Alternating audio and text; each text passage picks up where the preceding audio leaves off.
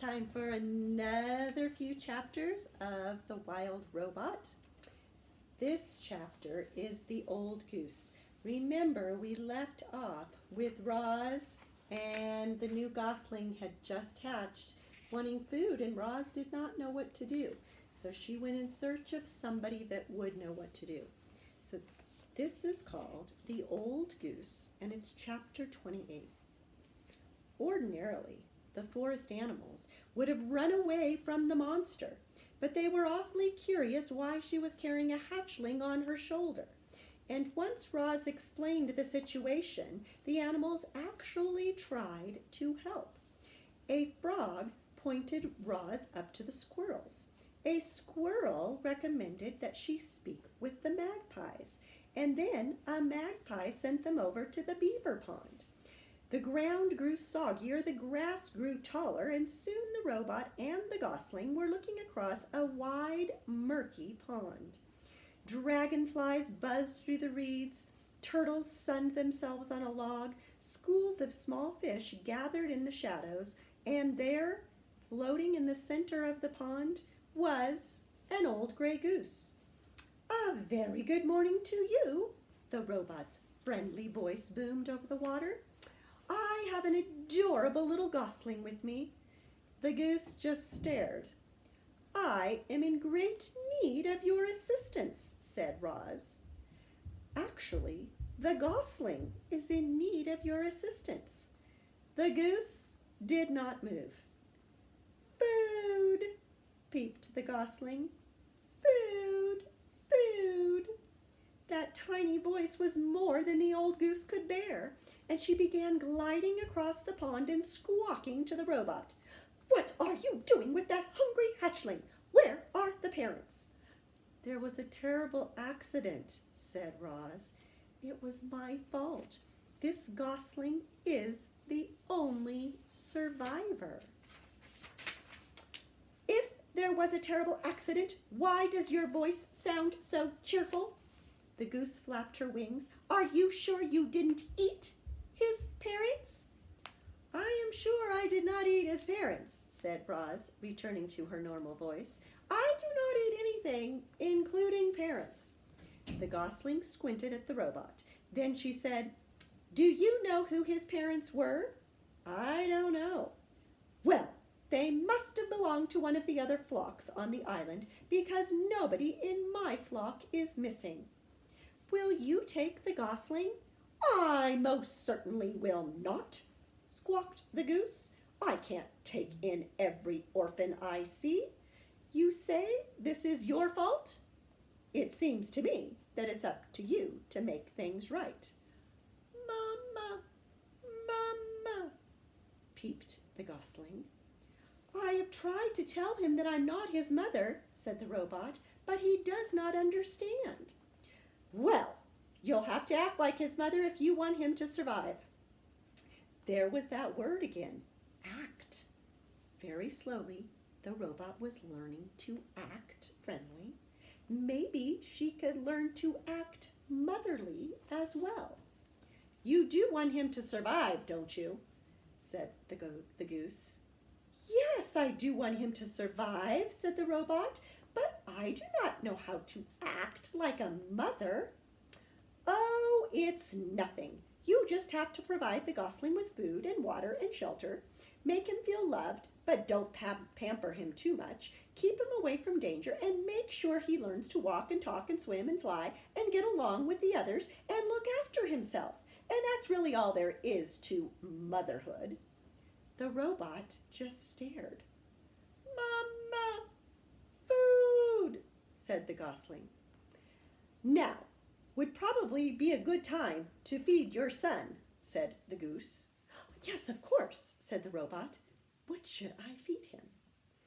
"Give him some mashed up grass, and if a few insects get in there, all the better." Roz tore several blades of grass from the ground. She mashed them into a ball and then dropped the ball into the nest. The gosling shook his tail feathers and chewed his very first bites of food. "By the way, my name is Loudwing," said the goose. "Everybody already knows your name, Roz. But what's the gosling's name? I don't know. The robot looked at her adopted son. What is your name, Gosling?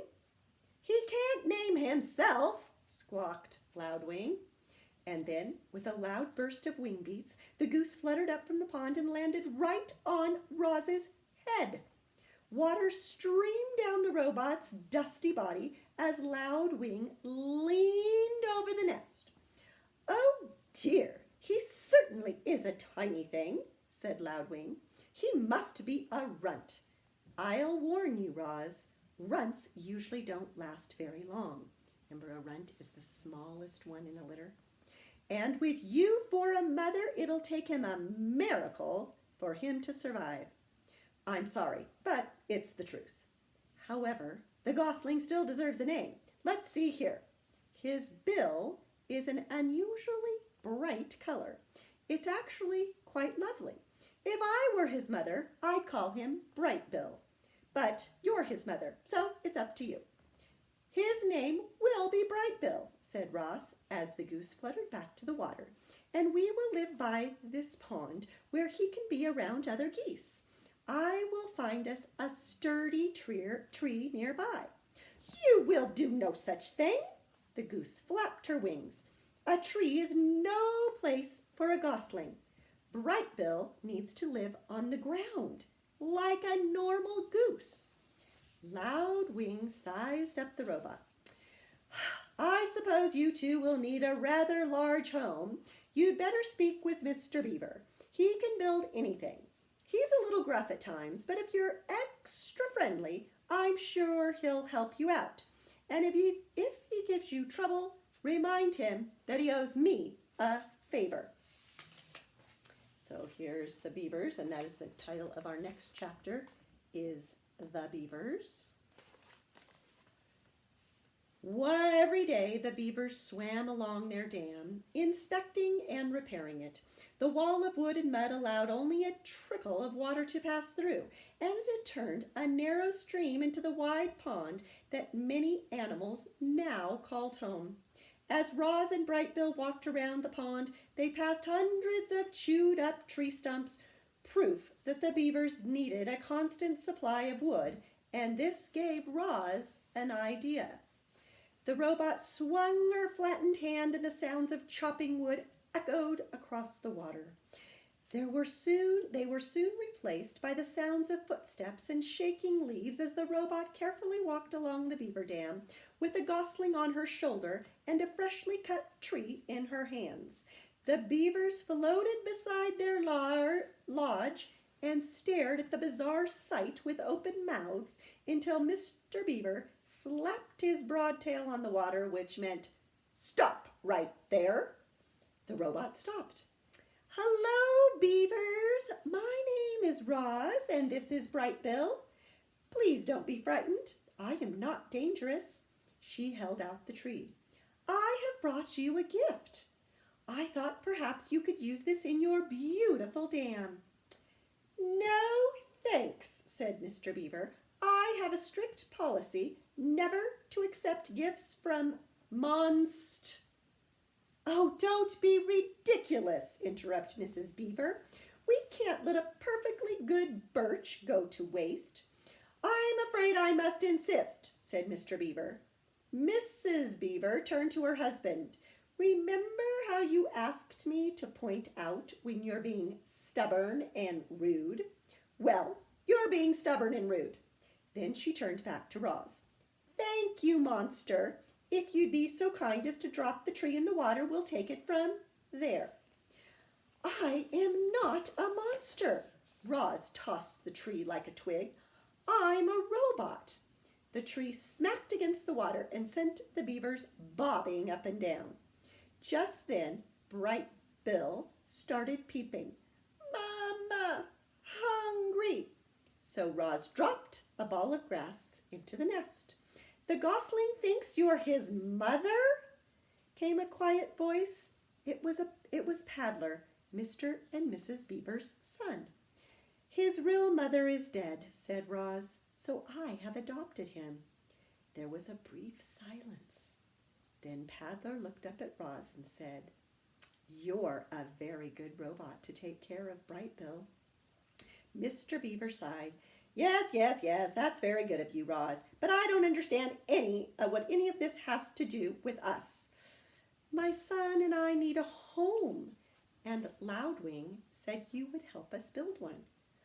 Of course she did, Mr. Beaver muttered to himself.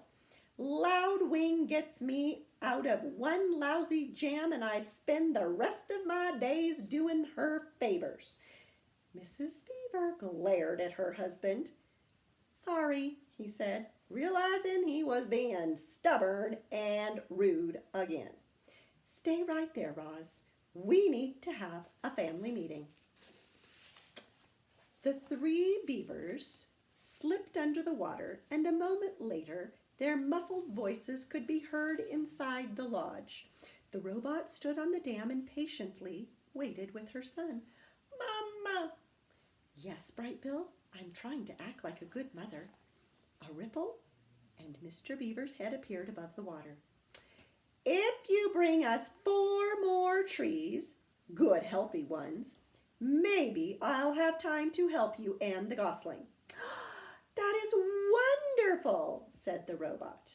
We will be right back. And that is the end of our reading for today.